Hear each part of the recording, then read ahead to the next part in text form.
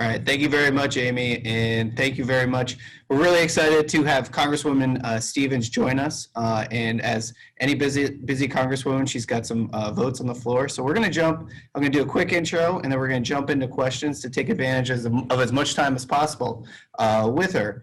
So a quick introduction. She represents Michigan's 11th district and was elected into the House in 2018. Like Amy was saying, she is not only the chairwoman of the Research and Technology Subcommittee, but also the co-chair of the Future of Work Task Force. Before she came into Congress, she worked with the Obama administration as the chief of staff to the U.S. Auto Rescue Task Force, where she helped save over 200,000 Michigan jobs. So welcome, Congresswoman Stevens. Thank you so much for joining us this morning. Hey, I am so delighted to be with you, Michael. And I got to say, you've got a remarkable background and are helping to lead just a really tremendous organization in such a critical time for the issues we're about to discuss here today. So I really, really appreciate that you took the time to reach out to me to invite me in. I just got notice. We are in the middle of a vote series, but we're going to have the time to have our full discussion. And I am so glad because this is an important one. So thank you to you and the whole group. Well, fantastic. And Chairwoman, one of the reasons we wanted to reach out to you and be a part of this morning's event is because of all the great work that you're doing within workforce, and especially in the investments within research and development. So I wanted to start there on the R&D space. One of the biggest things, especially when it comes to AI technologies with government agencies, is investing in the infrastructure and the basic technologies to take advantage of these more advanced AI opportunities. So I was wondering, from your perspective, what are some of those investments that are going on what are some of the most important investments that are going on right now for some of those agencies? And where is the government in that space? Yeah, well, let's start with looking outside of the full purview of the committee that I have a sincere privilege of serving on, which is the Science, Space, and Technology Committee that has direct oversight of NIST, the National Science Foundation, oversight of the Department of Energy, as well as a dotted line over to the White House Office of Science and Technology Policy, which is also a real privilege. And take a look at what I think you're getting at here, which is really the big question of our time, which is what is our all of government approach in terms of investing in R&D spends, and in particular with regard to the transformations in technology that are so essential to our competitiveness, not just economically, but also in terms of national security. And I always love when I have a subcommittee hearing and my friends from the Department of Defense just come, I can't bring them in because I don't have oversight of them, but they come to listen in. And you see a lot of this cross-functionality with Manufacturing USA, which began as the National Network for Manufacturing Innovation. This was an effort to use the flexible budget spends out of Department of Defense and Department of Energy to create a suite of research innovation institutes specific to the R&D needs of our industrial sector. So you see we've got 3D printing, photonics, digital manufacturing, flexible electronics, battery technology, and on. And these are true public-private partnerships. And you know this better than most, Michael, that we don't want to be siloed in terms of our approach. And so in particular in terms of the government and the exercising of government, so you see these institutes not just being DOD exclusively and DOE exclusively, but also bringing in the Department of Commerce with the National Institute of Standards and Technology, along with some of our other critical research agencies like the National Science Foundation. One of the exciting things that took place as these institutes were getting off the ground, and they've now been in place for a little bit longer than a hot minute, right? So we'll be getting to the 10-year mark sooner rather than later. And one of the exciting things that took place was you started seeing the National Institute of Standards and Technology signing an MOU with the Department of Defense for cybersecurity and cybersecurity technology applications. Now, that might not seem like a big deal to those outside of today's audience, but I know all of you know how difficult it is to bring together agencies like that in a collaborative space, particularly as it's doing what? Back-ending the R&D work that's taking place in the digital space with artificial intelligence and on. So, we've got a healthy spend of R&D. Certainly as a nation, we're always benchmarking, where we are as compared to our foreign competitors. Look, we can look at that as it pertains to China, and certainly they have a different private sector to component here. I think we know we need to do more, certainly as a nation, and also look at the research areas as well. And that's something that I'm driving every single day on the Science Committee. Well, that's an interesting point that you bring up in terms of cybersecurity and protecting those investments. What could you go a little bit deeper into that in terms of what are some of those cybersecurity concerns that might come forward when it has to do with the R&D for very sensitive topics like AI technologies? Yeah, that is such a question of the day for our industry partners as well as our suppliers, and in particular, it's tricky because, and I've seen this before I got to Congress, right, Michael? I was working in the R&D space, and we get to a place where we're ready for that technology adoption or technology transfer. And then all of a sudden you start asking yourself the question, though, of are we going to have the cybersecurity necessary to ensure that we're not going to have foreign interference or disruption or espionage? Certainly there's even the corporate espionage component that comes up with things as well. And look, this is why we need to have, and we've been working towards certifications with our suppliers in particular, and extra resources and support. The Michigan Manufacturing Technology Center, which is located in my district in southeastern Michigan. It is our NIST MEP center. It's headquartered in my district, I should say. They've got about 5 locations around the state. And they really began to do the leadership and the work with our suppliers early on to start qualifying them with their OE. Now, that said, we also have restrictions in place, and we can't just have a free-for-all, and particularly when it is involving our government agencies, and particularly the Department of Defense. So I know that there's restrictions in terms of applications and where things get developed, and this is tricky in a flat world where the internet is the great uniter and makes the world seem really flat. Well, we've also absolutely, not to the stymie of our innovation or economic opportunity, but really for the protection of our national security. And so you will see things in some ways rightly placed within different segments of the Department of Defense, with our various agencies or military divisions where, this one's going to be for Navy, and Navy's working on it, and we're going to be really protective of what goes over into another branch of our military for those exact reasons. We also see this in terms of procurement as well. I will lastly say, because I know we could do all day on this, and I'm only going in the weeds because I know you guys can all do it. But I'll just lastly say that, human capital is absolutely essential for us. And we have really got to make sure that we have got a protected human capital base that is qualified to be of assistance with cybersecurity needs and the maintenance and the setup for, if we're talking about government agencies or if we're talking about in the private sector.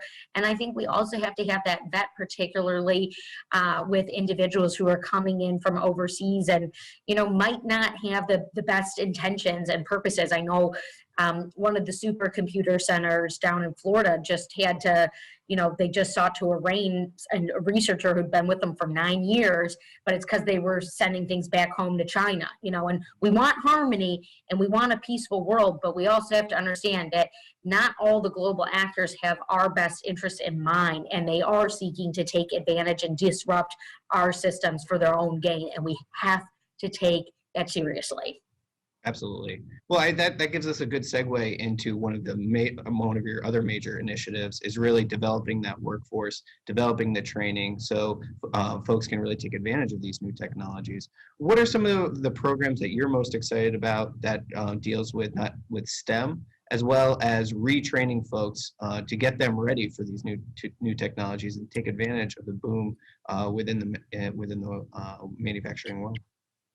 Well, let me start with one that doesn't have a ton of federal resources attached to it, and it's FIRST Robotics. And I say that as a Michigander because we have the most number of FIRST Robotics teams in the country. But I'll just tell you, Michael, I've seen the magic of this program firsthand, where we've got, our legions of high schools who have FIRST Robotics teams. Obviously, a lot of disruption in the last year because of COVID-19.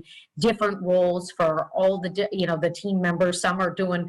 I mean, it's amazing to watch them. Some of them are doing data analytics. Some are doing negotiation and diplomacy. Some are obviously building the robot and doing the testing and making sure they're in the pitch perfect place for the competition.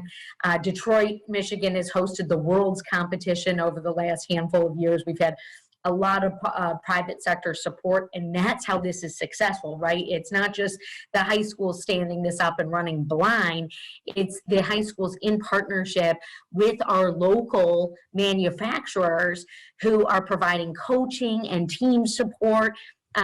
Michael, they're plucking these students right out of the teams into apprenticeship programs and into pathways for, engineering or other, computer numerical controls training and things along those lines. So that one, FIRST Robotics is really, really one to watch out for and look out for rather, because it's enormous, it's very impactful, and frankly, I want to see everyone get involved.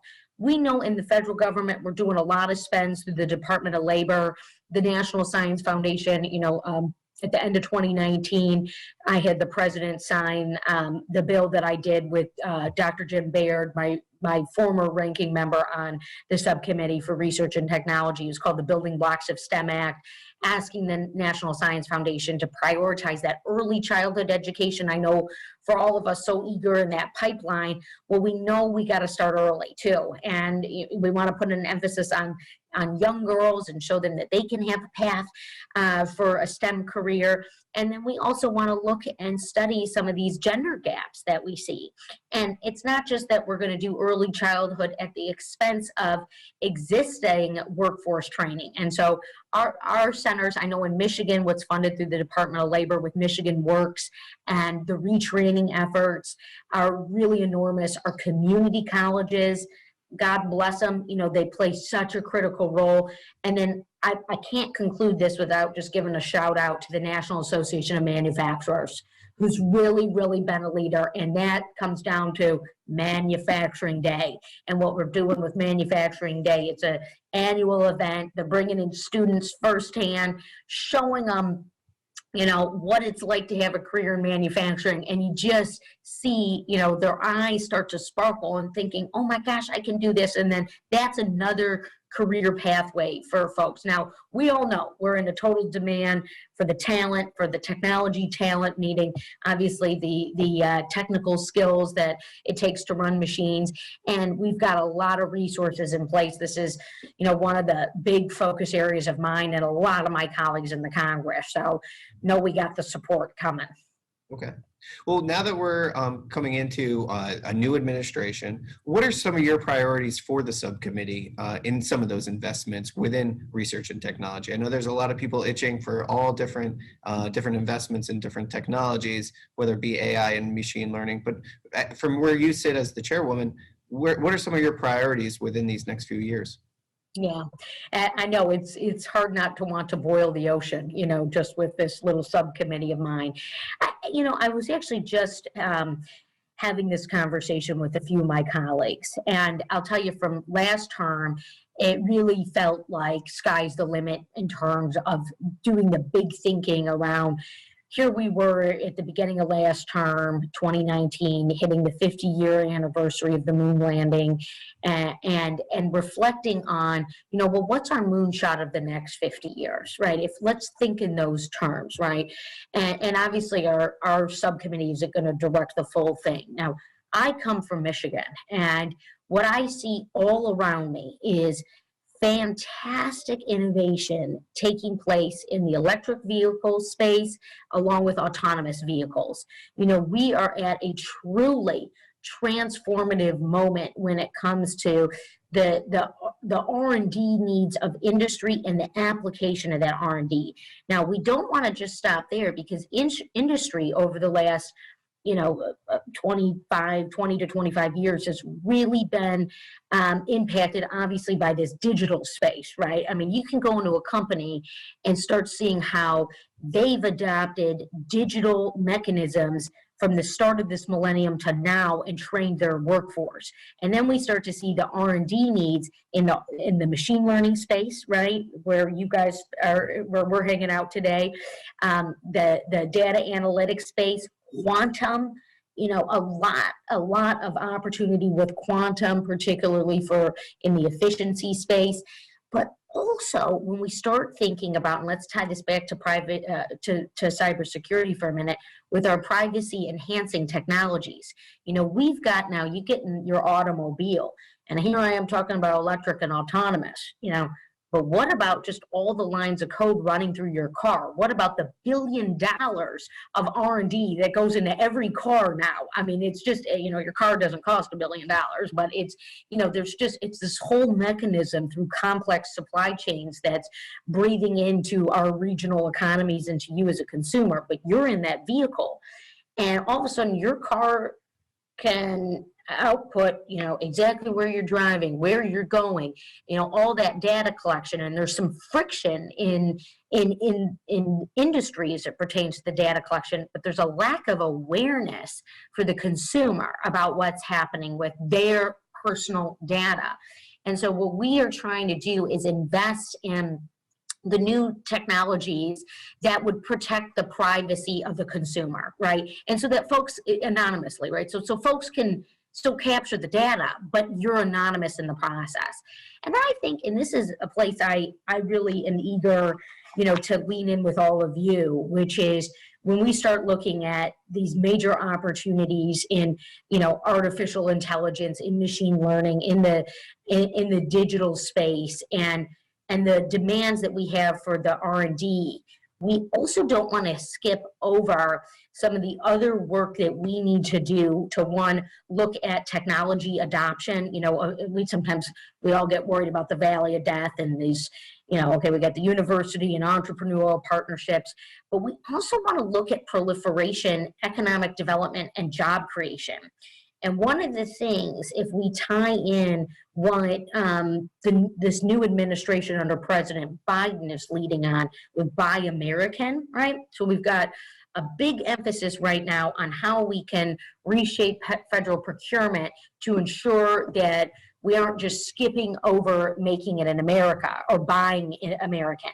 That making in America, though, consideration is really quite profound for where we might have what I like to call the missing middle. Right, Michael? So we might say, oh my goodness gracious, we'd love to buy this in America. We don't make it here. So how do we start making it here? And does the question get answered by the R&D spends or a suite of other policy considerations, some of which are tied to what we need to do for the R&D, and some of which are also tied to other support mechanisms for our existing industrial base to develop safely and secure, cyber secure, safe, these production lines that will continue to ensure the resiliency of our supply chain. So this is somewhere that, I'm not going to be able to drive here totally on my own, but I do know with the mechanisms that I have a little bit of a lever on in my subcommittee, particularly with NIST and the manufacturing extension partnerships that fall underneath them, right? There's going to be a lot of opportunity to start to fill that in. So Michael, I am really eager to work with all of you on that, and I want to. So expect my phone call. Fantastic. All right. Well, thank you very much, Chairwoman Stevens. I think that's all the time that we have for this morning for our section. But I'm glad that you introduced the importance of the investments that DoD is making, because we're excited to have the director of the DoD's Joint AI Center join us for the end of the event. So make sure everybody stays tuned for that as well. Should be interesting to see what some of the different investments that they're making. But I can't thank you enough for taking time out of your busy schedule, and look forward to speaking with you soon. I am so glad this worked out. Thank you, thank you, thank you. And we're going to try and plug in for that session too. That sounds like a really good one. So you guys have a great rest of the day, and kudos to you for getting this done as well. Appreciate y'all. Very much. Yeah. All right. Well, next we'll have our federal AI collaboration panel, and we will have the introduction video for that. Thank you.